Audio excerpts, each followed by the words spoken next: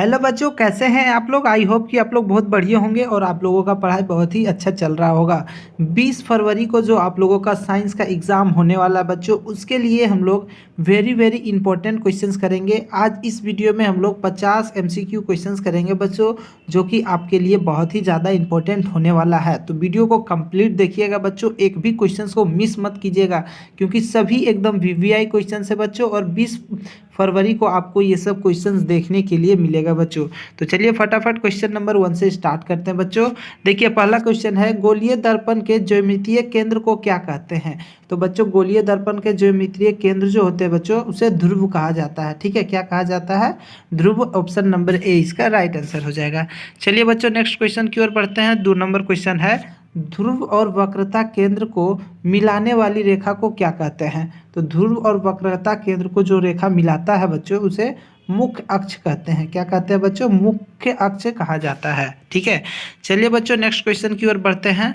3 number question है, उत्तल दर्पण की फोकस दूरी होती है। तो बच्चों हमेशा आप लोग याद रखिएगा कि उत्तल दर्पण का जो फोकस दूरी वो धनात्मक होता है। ठीक है बच्चों, उत्तल दर्पण का जो फोकस दूरी वो धनात्मक होता है। चलिए बच्चों 4 नंबर क्वेश्चन, अवतल दर्पण की फोकस दूरी क्या होगी। तो अवतल दर्पण का ऋणात्मक। उत्तल का क्या होता है? धनात्मक, और अवतल का ऋणात्मक। ठीक है, अच्छा से आप लोग याद कर लीजिए। चलिए बच्चों नेक्स्ट क्वेश्चन की ओर बढ़ते हैं। अगला क्वेश्चन हम लोगों का 5 नंबर है, कौन सा दर्पण आभासी, सीधा तथा वस्तु के आकार का छोटा प्रतिबिंब बनाता है। वस्तु का जो आकार से छोटा प्रतिबिंब बनाता है।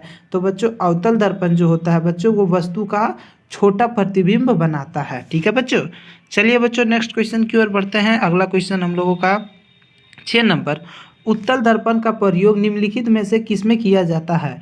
तो पहला ऑप्शन है गाड़ी के साइड मिरर में, उसके बाद गाड़ी के हेडलाइट में, अपना चेहरा देखने के लिए, सूक्ष्मदर्शी में। तो बच्चों उत्तल दर्पण का जो प्रयोग है गाड़ी के मिरर में किया जाता है। साइड में जो मिरर होता है बच्चों, जिसमें कि गाड़ी में होता है, हर एक गाड़ी में, बाइक हो गया, जो कार हो गया, बस हो गया, सभी में इस तरह से आप लोग देखे होंगे बाइक में लगा रहता है। तो ये क्यों लगा रहता है पता है बच्चों?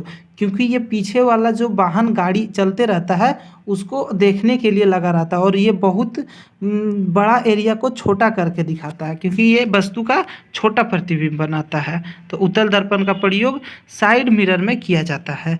चलिए अगला क्वेश्चन हम लोगों का 7 नंबर है, निम्न में कौन सा पदार्थ लेंस बनाने के लिए उपयुक्त नहीं किया जा सकता है। तो देखिए ऑप्शन ए है जल, ऑप्शन बी है कांच, ऑप्शन सी है प्लास्टिक, और ऑप्शन डी है मट्टी। तो बच्चों मट्टी का प्रयोग जो है नहीं किया जा सकता लेंस बनाने में, बाकी इन सभी चीज़ों का यूज किया जाता है।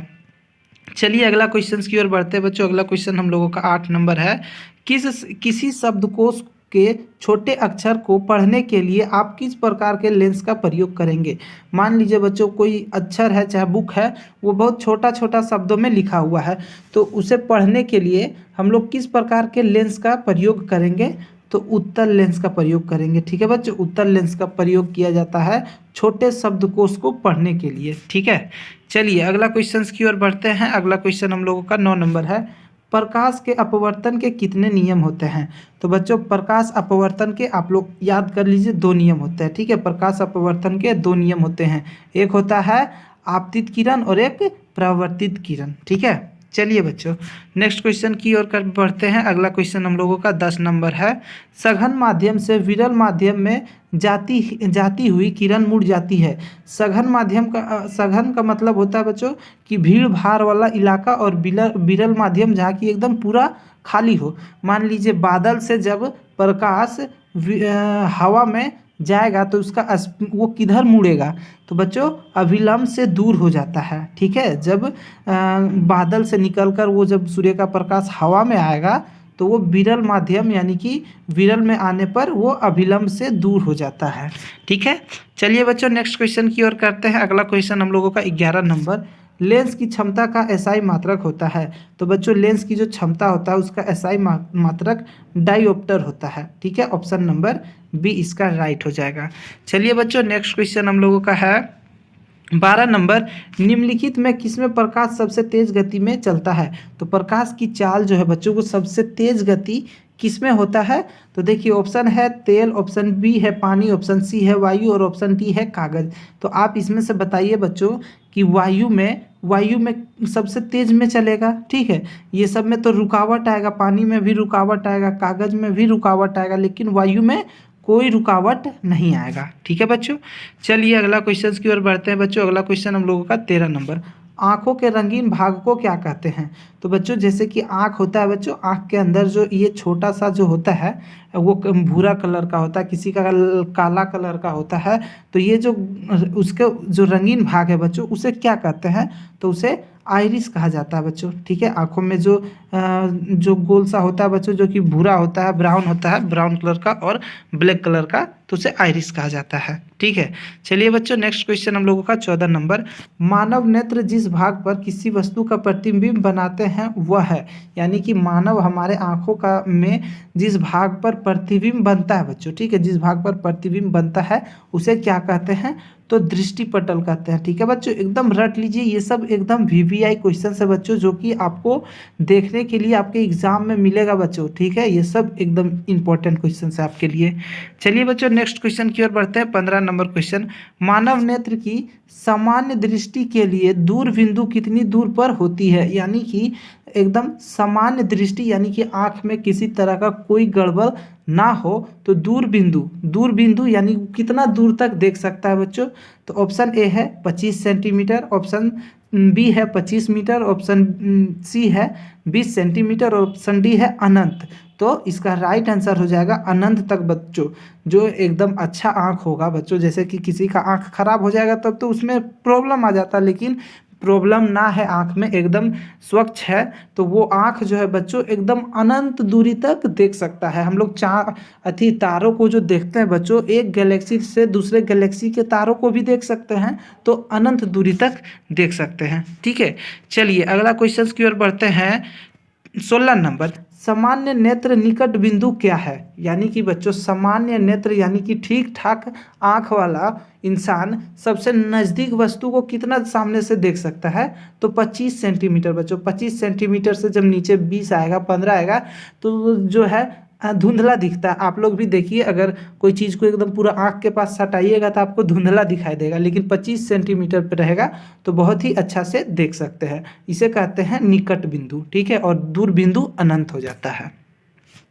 चलिए अगला क्वेश्चन करते हैं। 17 नंबर क्वेश्चन, नेत्र में प्रवेश करने वाले प्रकाश की मात्रा को कौन नियंत्रित करता है। तो बच्चों वही जो काला और ब्राउन कलर का होता है बच्चों, वो क्या होता है, पुतली जो होता है वो ज़्यादा लाइट में जब आते हैं ना हम लोग, तो उसमें सिकुड़ जाता है, और जब अंधेला में आते हैं तो वो खुल के बड़ा हो जाता है। तो वही जो है नेत्र जो प्रकाश आता है बच्चों उसको नियंत्रण करता है, तो पुतली कहते हैं उसे, ठीक है। जो पुतली रहता है आंखों में, वो छोटा बड़ा होते रहता है। जब ज़्यादा प्रकाश रहेगा तो वो छोटा हो जाएगा, और अंधेरा कमरा यानी कि प्रकाश कम रहेगा तो क्या होगा ना, वो बड़ा हो जाएगा, फैल के बड़ा हो जाता है। तो ये अपने होता है बच्चों, धूप में रहिएगा तो छोटा रहेगा, और धूप से जब आप घर आइएगा तो वो फैलकर बड़ा हो जाता है। चलिए दूरदृष्टि दोष डैश भी कहते हैं, यानी कि दूरदृष्टि दोष को और किस नाम से भी जाना जाता है, तो हाइपरमेट्रोपिया के नाम से जाना जाता है, ठीक है बच्चों। दूरदृष्टि दोष को हाइपरमेट्रोपिया के नाम से जाना जाता है। चलिए अगला क्वेश्चन की ओर बढ़ते हैं। 19 नंबर क्वेश्चन है, वायुमंडल की अनुपस्थिति में पृथ्वी से आसमान का रंग दिखाई देगा। देखिए बच्चों, पृथ्वी से अभी हम लोग आकाश देखते हैं तो हमें नीला रंग का दिखाई देता है, लेकिन क्वेश्चन में बोल रहा है कि वायुमंडल के अनुपस्थिति में, अगर वायुमंडल नहीं रहेगा तो आकाश का जो रंग है बच्चों, अगर हम पृथ्वी से देखेंगे तो काला दिखाई देगा, ठीक है। जैसे कि चंद्रमा पर से पृथ्वी को देखा जाता है, या फिर अंतरिक्ष में जब आकाश देखते हैं अंतरिक्ष में, तो एकदम काला घोर अंधेरा काला दिखाई देता है बच्चों, ठीक है। तो वायुमंडल के कारण ही जो है पृथ्वी से आकाश नीला दिखाई देता है। और क्वेश्चन में बोल रहा है कि अगर वायुमंडल नहीं रहेगा तो पृथ्वी से कैसा दिखाई देगा, तो काला दिखाई देगा। तो option number A right answer हो जाएगा। चलिए बच्चों अगला क्वेश्चन है 20 नंबर, खतरे के निशान के रूप में किस रंग का प्रयोग किया जाता है। तो बच्चों खतरे के निशान पर किस रंग का प्रयोग किया जाता है, तो लाल रंग का। ऑप्शन नंबर बी इसका राइट आंसर हो जाएगा। चलिए बच्चों नेक्स्ट क्वेश्चन की ओर बढ़ते हैं। 21 नंबर क्वेश्चन, विद्युत आवेश का एसआई मात्रक है। तो बच्चों विद्युत आवेश का एसआई मात्रक कूलाम होता है, ठीक है। विद्युत आवेश का एसआई मात्रक कूलाम होता है, ठीक है। चलिए बच्चों नेक्स्ट क्वेश्चन की ओर बढ़ते हैं। कूलाम का एसआई मात्रक क्या होता है? तो बच्चों कूलाम का एसआई मात्रक विद्युत आवेश होता है। ठीक है, कूलाम का एसआई मात्रक और विद्युत आवेश, ऑप्शन नंबर ए इसका राइट आंसर हो जाएगा। चलिए अगला क्वेश्चन से 23 नंबर, विद्युत ऊर्जा का व्यापारिक मात्रक है। तो बच्चों विद्युत ऊर्जा का व्यापारिक मात्रक किलोवाट घंटा होता है। ठीक है, किलोवाट घंटा, ऑप्शन नंबर ए इसका राइट आंसर हो जाएगा। इस तरह से भी लिखा रहता है बच्चों किलो वाट आवर। ठीक है, इस तरह से भी लिखा रहता है, तो आप लोग मिस्टेक मत कीजिएगा। चलिए बच्चों नेक्स्ट क्वेश्चन की ओर बढ़ते हैं। अगला क्वेश्चन हम लोगों का 24 नंबर, विभवांतर मापने वाले यंत्र को क्या कहते हैं? तो जिससे विभवांतर मापा जाता है बच्चों उसे वोल्ट मीटर कहते हैं। ठीक है, विभवांतर मापने वाला जो यंत्र होता है उसे वोल्ट मीटर कहते हैं।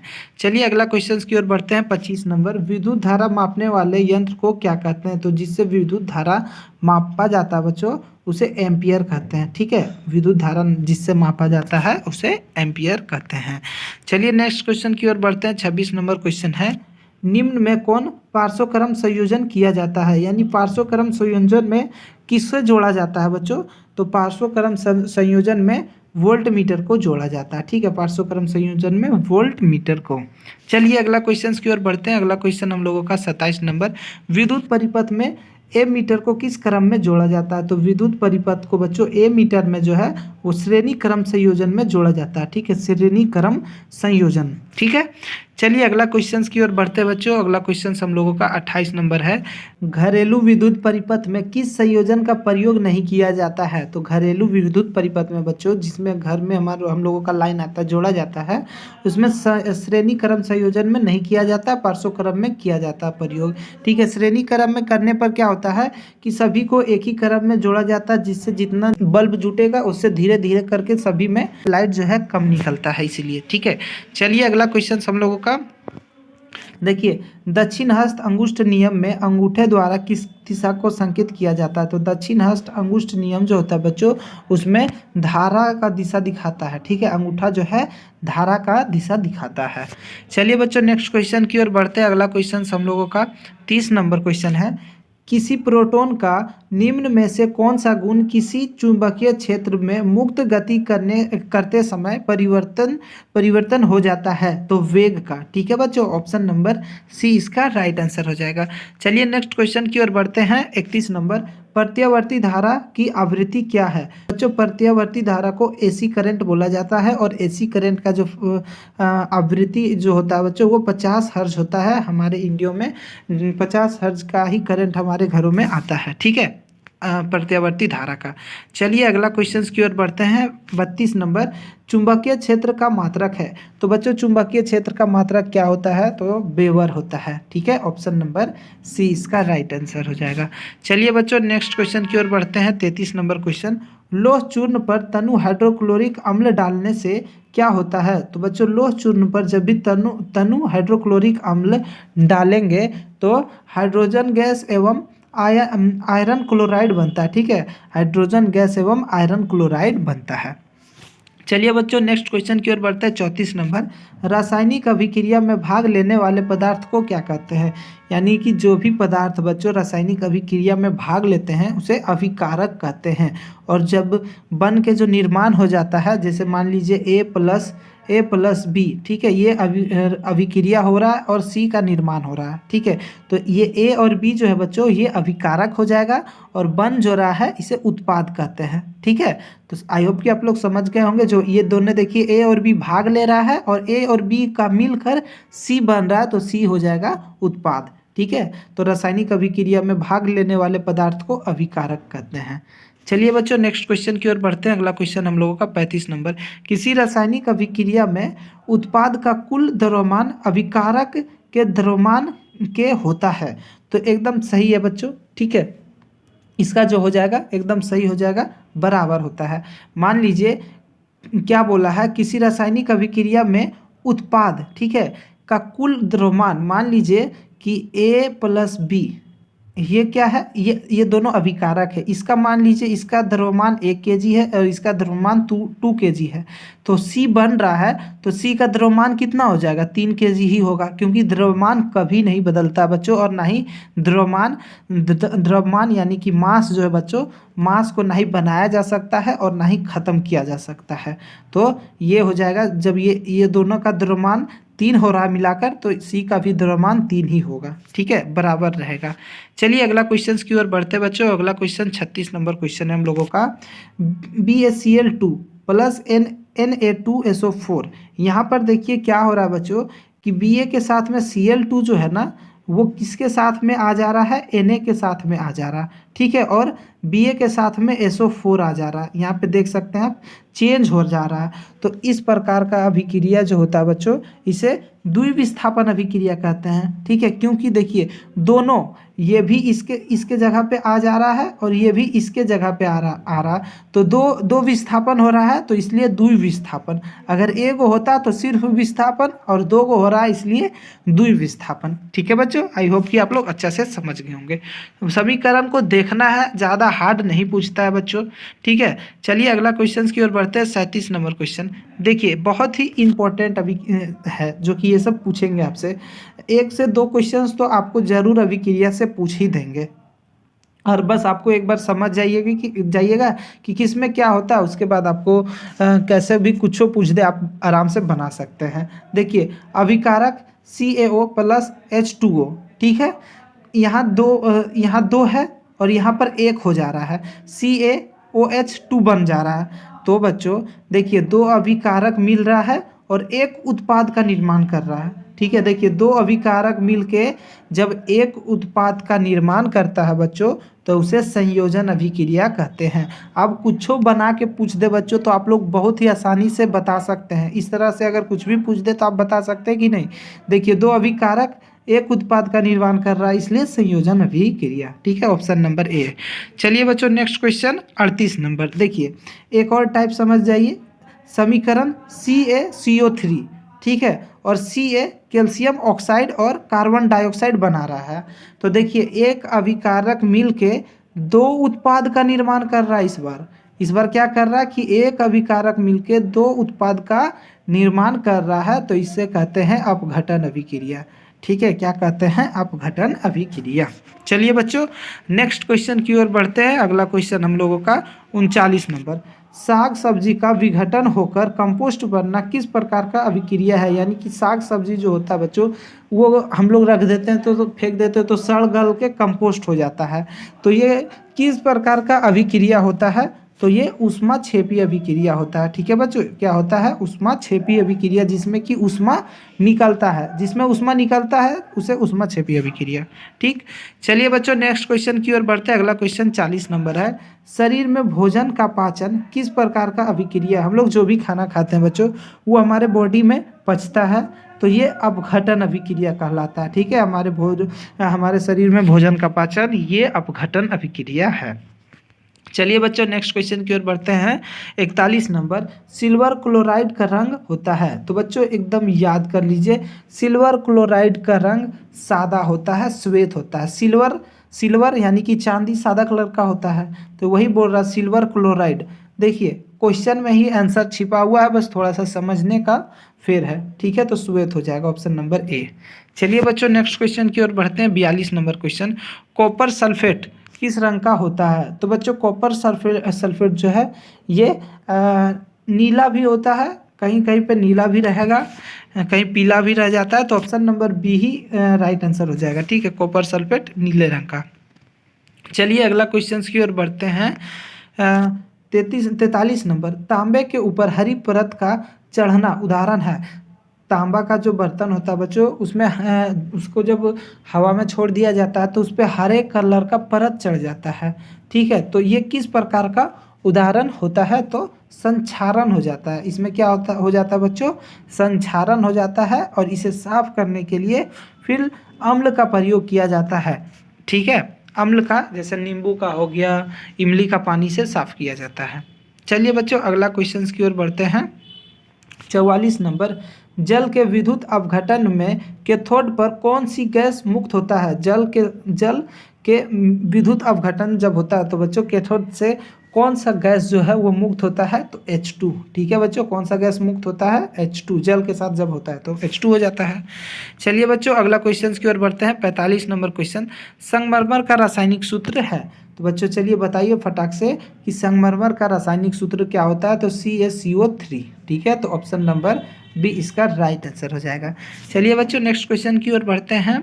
46 नंबर, एक प्राकृतिक सूचक है। तो बच्चों प्राकृतिक सूचक के तौर पे लिटमस पत्र का प्रयोग किया जाता है, जो कि लीचेन का एक पौधा से बनता है। ठीक है, हल्दी भी एक प्राकृतिक सूचक के रूप में आता है बच्चों। देखिए अगला क्वेश्चन है हम लोगों का 47 नंबर, दिए गए पदार्थ में कौन सा गंधीय सूचक की तरह व्यवहार करता है? तो बच्चों इसमें जो है गंधीय सूचक की तरह प्याज जो है व्यवहार करता है। ठीक है, गंधीय सूचक में प्याज का प्रयोग किया जाता है, यानी कि गंध से बताया जाता है तो उसे कहते हैं गंधीय सूचक। चलिए बच्चों नेक्स्ट क्वेश्चन की ओर बढ़ते हैं। अगला क्वेश्चन हम लोगों का है 48 नंबर, निम्न में कौन लवण है? तो बच्चों फटाफट बताइए कि लवण क्या होता है? NaCl। NaCl। ठीक है, ऑप्शन नंबर ए इसका राइट हो जाएगा। चलिए बच्चों फिर से नेक्स्ट क्वेश्चन की ओर बढ़ते हैं। 39 नंबर, धातु के ऑक्साइड की प्रकृति क्या होती है? तो धातु, जितने भी धातु होते हैं बच्चों उसका ऑक्साइड यानी कि वो प्रकृति नेचर में क्या होता है? अम्ल होते हैं या क्षारकीय? तो धातु जो होता है बच्चों वो क्षारकीय होता है। ऑप्शन नंबर बी इसका राइट आंसर हो जाएगा। चलिए बच्चों नेक्स्ट क्वेश्चन की ओर बढ़ते हैं और ये लास्ट क्वेश्चन है बच्चों 50वां क्वेश्चन। अम्ल धातु के साथ अभिक्रिया करके कौन सा गैस बनाता है? तो बच्चों अम्ल जो है धातु के साथ जब भी अभिक्रिया करता है हाइड्रोजन गैस बनाता है। ठीक है, हाइड्रोजन गैस निकलता है। ऑप्शन नंबर ए इसका राइट आंसर हो जाएगा। तो बच्चों 20 जनवरी को साइंस का आप लोगों का एग्ज़ाम होगा। ये सब क्वेश्चंस एकदम इम्पोर्टेंट है। हम आपके लिए बच्चों सभी सब्जेक्ट का क्वेश्चंस कराएंगे एकदम VVI, इसलिए आप हमारे चैनल को सब्सक्राइब करके वीडियो को लाइक कर दीजिए और वीडियो को आप अपने मित्रों में बच्चों फटाफट से शेयर कर दीजिए। ठीक है बच्चों, फिर मिलते हैं नए वीडियो में, तब तक के लिए धन्यवाद।